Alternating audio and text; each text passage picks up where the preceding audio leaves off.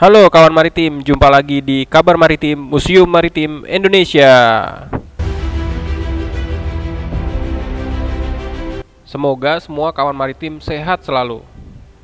Kali ini, Kabar Maritim akan mengajak kawan maritim untuk berjalan-jalan ke Pulau Sumatera bagian barat. Kemana yuk? Yap, kita akan ke Bengkulu.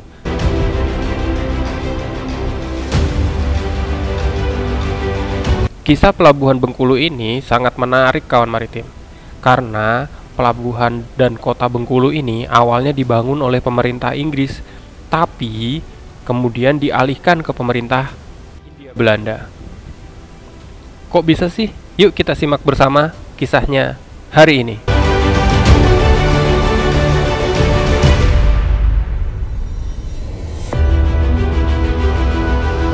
Kawan maritim, sebelumnya kita berkenalan dulu dengan Pelabuhan Bengkulu dan Kota Bengkulu.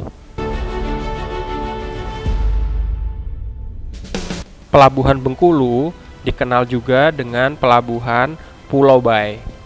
Berada sekitar 20 km dari pusat kota Bengkulu dan memiliki hinterland yang cukup luas dengan potensi pertambangan, perkebunan, dan kehutanan yang dapat dimanfaatkan untuk pengembangan agribisnis, pertambangan, dan industri.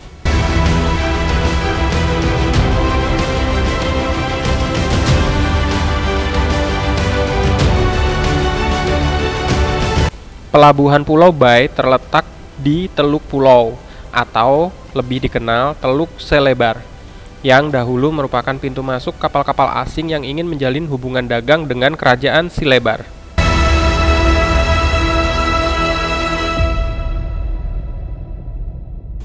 Daerah Bengkulu atau pada abad ke-16 dikenal juga dengan Silebar adalah pemasok lada dengan kualitas terbaik dan memiliki hubungan dagang yang baik sekali dengan kerajaan Banten.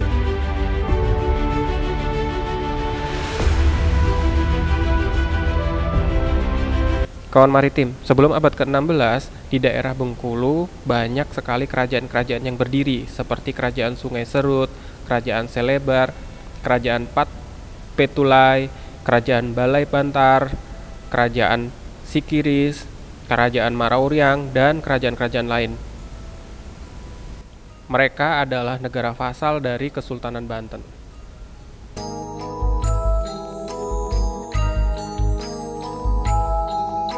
Sebagian Bengkulu juga pernah menjadi bagian dari Kerajaan Indrapura. Sejak abad ke-17, perusahaan dagang Inggris atau disebut juga British East India Company mendirikan pusat dagang lada di Bengkulu atau mereka tulis sebagai Bengkolen. Bahkan pada tahun 1713, Inggris telah membangun benteng Marlborough dan selesai pada tahun 1719. Kawan maritim, tentu saat ini kawan maritim mengenal Bengkulu sebagai Bumi Rafflesia. Hal ini erat kaitannya dengan keberadaan Gubernur Jenderal Hindia Belanda Sir Thomas Stamford Biggley Raffles yang memimpin Hindia Belanda pada tahun 1811 sampai 1816.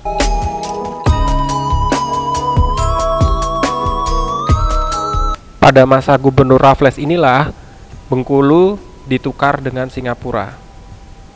Gubernur Raffles meyakinkan EIC untuk mencari wilayah untuk pelabuhan baru yang lebih berhasil. Kemudian Raffles menentukan Singapura, yang sebelumnya merupakan daerah koloni dari Belanda.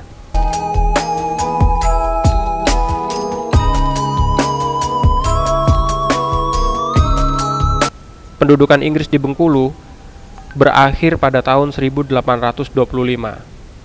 dengan perjanjian antara kerajaan Inggris dan kerajaan Belanda. Dalam perjanjian tersebut, Bengkulu yang tadinya merupakan daerah koloni Inggris ditukar dengan Singapura, ditambah Malaka dan Pulau Pinang yang sebelumnya merupakan milik Belanda.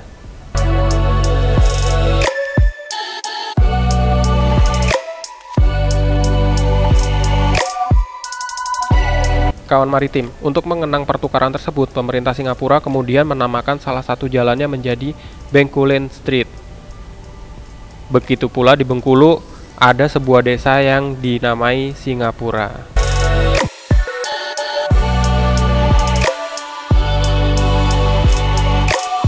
Kawan maritim, kita kembali ke Pelabuhan Pulau Bae.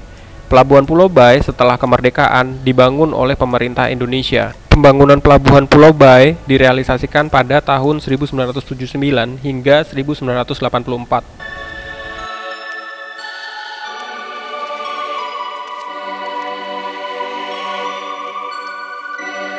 Secara geografis, Pelabuhan Pulau Bae sangat strategis dan terbuka untuk perdagangan dalam negeri maupun luar negeri, karena berada di pantai barat Sumatera dan langsung berhadapan dengan Samudra Hindia.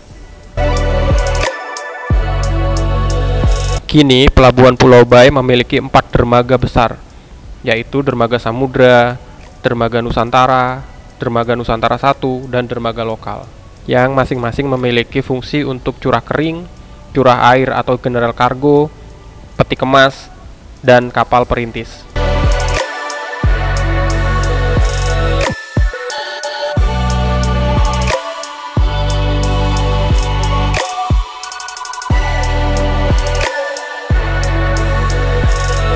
Lapangan penumpukan juga disediakan cukup luas hingga muat 1000 teus di pelabuhan ini. Kawan maritim, tak terasa berakhir sudah kabar maritim hari ini. Semoga informasi singkat ini bermanfaat bagi kita semua dan membuat kita makin cinta pelabuhan dan kemaritiman Indonesia.